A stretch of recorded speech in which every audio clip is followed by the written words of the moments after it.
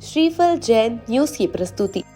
श्रीफल जिन पाठशाला नई पीढ़ी में जैन संस्कारों का बीजारोपण कर उसे प्रोषित करने हेतु सहज ज्ञानशाला। श्रीफल जिन पाठशाला, इसमें आप मिलेंगे अंतर्मुखी मुनि पूज्य सागर जी महाराज से, जो हर शनिवार एक नए पाठ के साथ आपको धर्म से जोड़ने का प्रयास करेंगे। श्रीफल जैन न्यूज की श्रीफल जैन पाठशाला में आप सबको आशीर्वाद। आज हम श्रीफल जैन पाठशाला के तीसरे एपिसोड में काल का वर्णन करेंगे, उसके बारे में समझेंगे।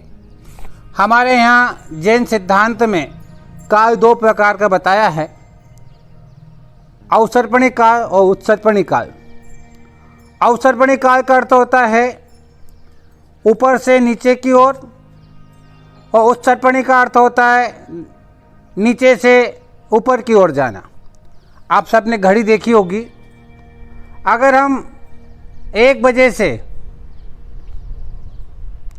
6 बजे तक में आए तो इस काल को हम अवसर्पणी काल कहेंगे, और 7 बजे से 12 बजे तक उत्सर्पणी काल। कहने का तात्पर्य जैसे जैसे कांटा नीचे आता जाता है यानी नीचे की ओर आ रहा है तो अवसर्पणी काल, और 7 के बाद कांटा ऊपर जाता है और 12 तक पहुंचा है उत्सर्पणी काल। कहने का तात्पर्य इतना है कि अवसर्पणी काल में सुख कम होता है, आयु कम होती है, बल कम होता है, इस प्रकार से कम कम होते जाता है।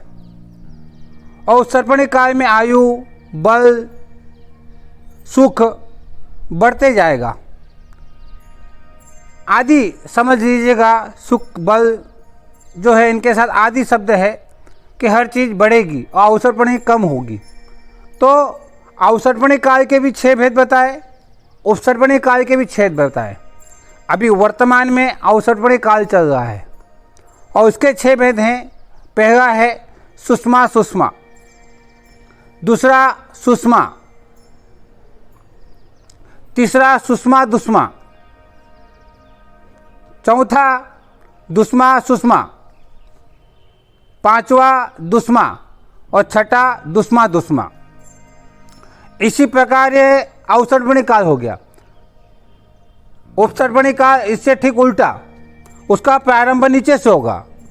कहने का तात्पर्य है दुष्मा दुष्मा, दुष्मा, दुष्मा सुषमा, सुषमा दुष्मा, सुषमा और सुषमा सुषमा। यह अवसर्पणी काल के 6 भेद, उत्सर्पणी काल के 6 भेद। अवसर्पणी काल 10 कोड़ा कोड़ी सागर का, उपसर्पणी काल 10 कोड़ा कोड़ी सागर का। इन दोनों को मिला जाए तो 20 कोड़ा कोड़ी सागर का एक कल्प काल होता है। सुषमा सुषमा 4 कोड़ा कोड़ी सागर का होता है। सुषमा काल 3 कोड़ा कोड़ी सागर का होता है। सुषमा दुष्मा 2 कोड़ा कोड़ी सागर का होता है। दुष्मा सुषमा 1 कोड़ा कोड़ी सागर में 42,000 कम। पांचवा दुष्मा काल, यह काल 21,000 वर्ष का होता है। छठा दुष्मा दुष्मा, यह काल भी 21,000 वर्ष का होता है। अगर इन सबका जोड़ कर दिए तो 10 कोड़ा कोड़ी सागर बनता है। ऐसा ही उपसर्पणी काल में होगा। वह भी इनके जो है दुष्मा दुष्मा जो हमने पहले बात कही 21,000 वर्ष, दूसरा दुष्मा 21,000 वर्ष, तीसरा दुष्मा सुषमा जो काल है वह 1 कोड़ा कोड़ी सागर में 42,000 कम। सुषमा दुष्मा 2 कोड़ा कोड़ी, सुषमा 3 कोड़ा कोड़ी, सुषमा सुषमा 4 कोड़ा कोड़ी सागर होता है। इनमें से अवसर्पणी काल का चौथा भेद दुष्मा सुषमा, इसमें तीर्थंकरों की उत्पत्ति होती है, महापुरुषों की उत्पत्ति होती है, उनका जन्म होता है।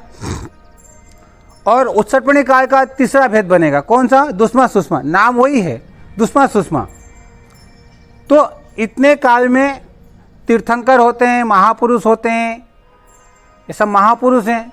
चक्रवर्ती है, नारायण है, रुद्र है, ये इनकी उत्पत्ति इसी काल में होती है। शुरू के जो 3 काल हैं वो भोग भूमि के हैं। सुषमा सुषमा, सुषमा और सुषमा दुष्मा।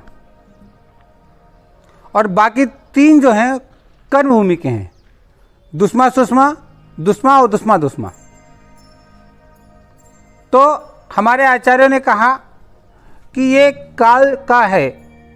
इसको हम काल के विभाजन में जब बात करते हैं कि हम जब तीर्थंकरों की बात करते हैं, महापुरुषों की बात करते हैं, तो एक कर्म भूमि में जो दुष्मा सुषमा का भेद है, दुष्मा सुषमा जो भेद इसमें होता है, यहाँ पर कल्पवृक्ष से अवस्था नहीं होती है, पर सुषमा सुषमा, सुषमा और सुषमा दुष्मा में कल्पवृक्ष की अवस्था होती है, जहाँ हमें सब कुछ कल्पवृक्ष से प्राप्त होता है। ये वर्तमान में जो अवसर्पणी काल हम जिसमें तीर्थंकर हुए थे हमारे यहाँ पर, तो ये हुंडा अवसर्पणी काल भी है। असंख्यात अवसर्पणी उपसर्पणी के बीतने के बाद एक हुंडा अवसर्पणी काल आता है।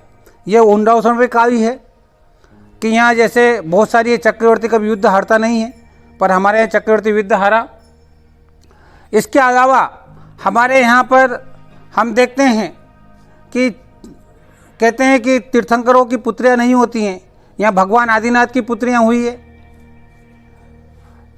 तीर्थंकर का जन्म तीसरा काल जाने भोग भूमि का समापन हो रहा था तभी हो गया था, पर मोक्ष तो दुष्मा सुषमा काल में ही हुआ है। तो इस प्रकार से हुंडा अवसर्पणी काल के कुछ दोष होते हैं, जिनके माध्यम से ऐसे कई प्रकार के दोष हैं, ऐसे और भी कई दोष हैं, हुंडा अवसर्पणी काल का ही दोष है ये सब।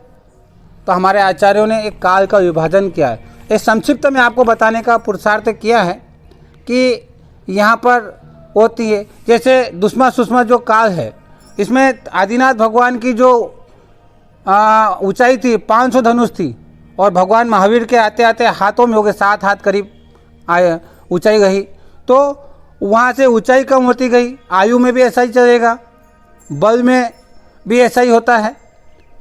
तो ये ध्यान रखना कि काल को समझना हमारे लिए बहुत आवश्यक है। और खाने की बात भी करें, खाने पीने में भी भोग भूमि का जो भोग भूमि होते हैं हमारे 3 दिन में एक बार खाते हैं, फिर 2 दिन में एक बार खाते हैं सुषमा काल में, सुषमा दुष्मा में एक बार, और यहाँ अनेक बार खा लेते हैं इस काल में। अनेक संयम के साथ रहते हैं। संयम की पालना भी दुष्मा सुषमा काल में ही होती है। तो इस प्रकार से हमने आज काल का भेद किया। ओम नमः सिद्धेभ्यः।